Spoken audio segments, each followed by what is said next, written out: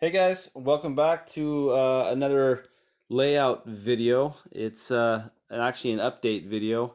My last one I did was in 2014, so it's been a long time. I have got a chance to do some work to the layout itself. I don't have a lot of time to do major projects now. I'm still doing modeling and DCC installations and stuff like that. But I had a couple kids. My wife and I were blessed with two beautiful and intelligent kids, and I've been busy with them. So um, I want to take you just a little walk around on what I did actually accomplish, but it was 2017, I believe, or actually just the beginning of 2018. I did actually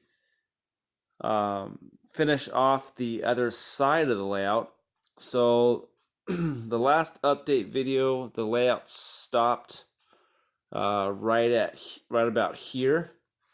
I since finished off the rest of the garage drywall insulation and built this section. So basically it just extends the main line around this curve, comes back out, back around the backdrop over here, and then into another yard and some local industries. Actually, let me duck under there real quick. Just have you have a look at that. Just a few yard tracks.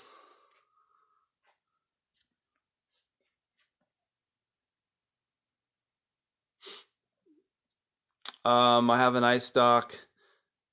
This actually part of the layout represents Guadalupe. It is the farthest south of the coastline I model. I do actually also use part of this yard for staging the east and west bounds that come onto the modeled section of the layout. Also here at Guadalupe, it has an interchange track with the Santa Maria Valley Railroad, and I was able to squeeze a couple tracks just on this little corner side over here, just to expand the switching operations of the layout. I have actually some Santa Maria Valley, Railroad locomotives that I had custom painted because I just don't have time to do it. But anyway, so this part of the layout is fun. I've had a couple op sessions since I have completed this area. I'm still using card system. Card cards are by Micromark, but I've adapted my own waybill system. I've come up and created a waybill for myself. I didn't like the traditional waybills that comes with the Micromark paperwork and stuff. Those have a traditional like 4-cycle, and I just couldn't really get those to operate. Well, I just didn't like them. Didn't have interest. I don't like how those work. So anyway, I came up with my own system. It took me a long time to do it. It can get very mind numbing to create something kind of out of the middle of midair. But I've had a lot of research. I've been researching the coastline operations for a long time. So that was my principal, my main, background of what I wanted to do. But because obviously I couldn't model that section of the layout or that the actual coastline itself, you have to definitely come up with your own way of doing things.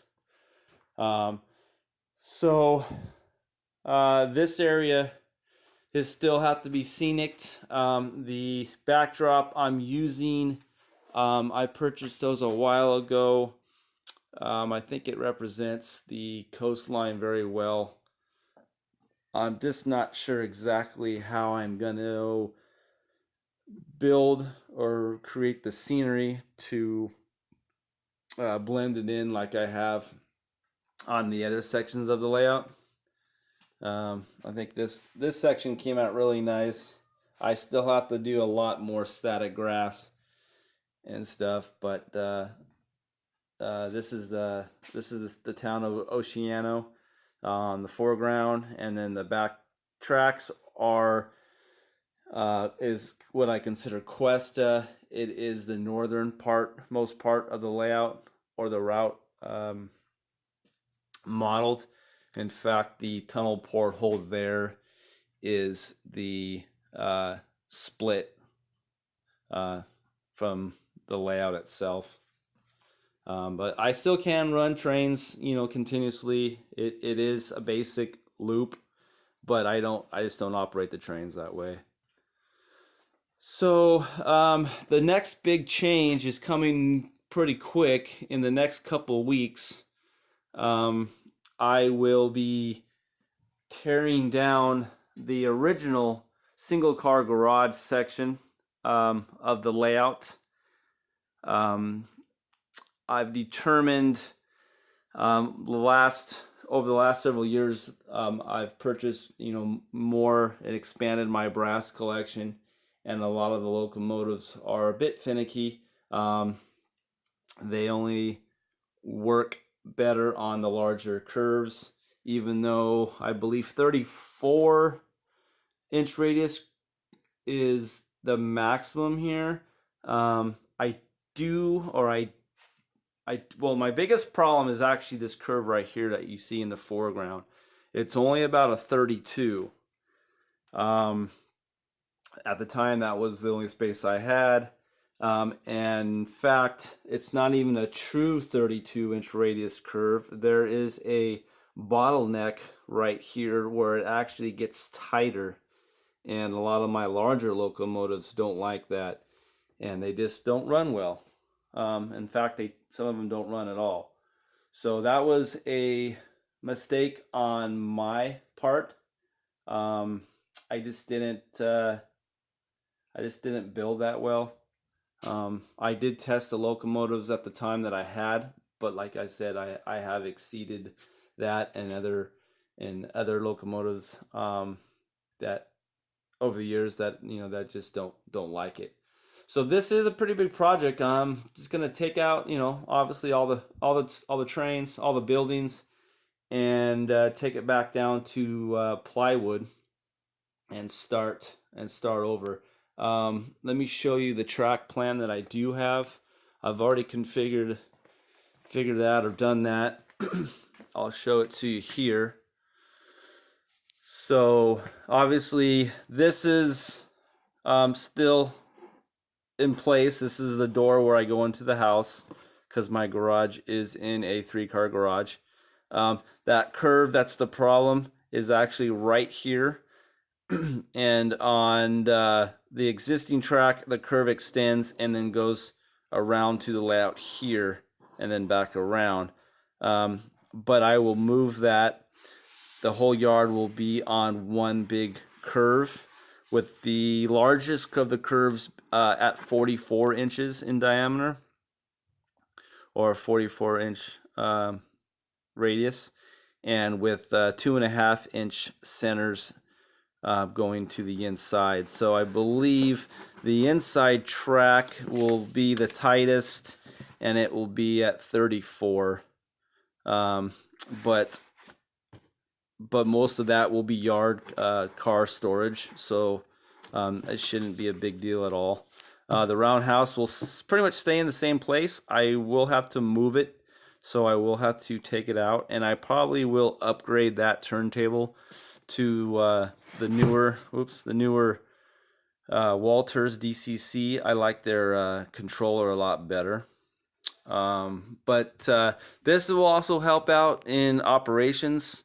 I can bring full length trains into the yard tracks and just, drop them off, and the yard engine will then sort them out, or the yard crew.